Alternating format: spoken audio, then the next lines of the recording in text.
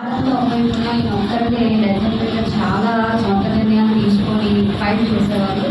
అది చాలా kind heart. ఎవరు వచ్చినా సరే బయట వారు వచ్చినా ప్రెసిడెంట్గా చెప్తారన్నమాట. లాయర్ల సమస్యలు వచ్చి ఎంతో సామరస్యంగా ప్రతి సమస్యని అసలు చాలా బాగా చేసి ఆయన చాలా గొప్ప వ్యక్తే.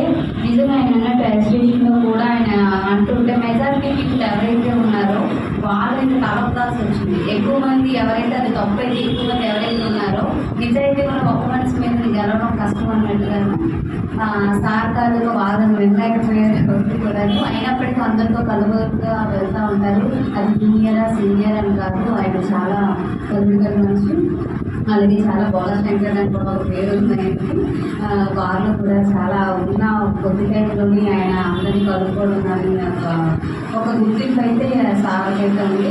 మీరు గొప్ప వ్యక్తి సార్, ఇక్కడికి వచ్చిన గొప్ప వ్యక్తులే. ఎవరు ఇంకా సుమన్ గారు కూడా చాలా ఎక్స్ప్రెసివ్గా చేశారు. చాలా డైనమిక్ లీడరు. ఆ సార్ అయితే ఇంకా ఏ నిర్ణయమైనా మొహం మీద ఏదైనా చెప్పేస్తారు.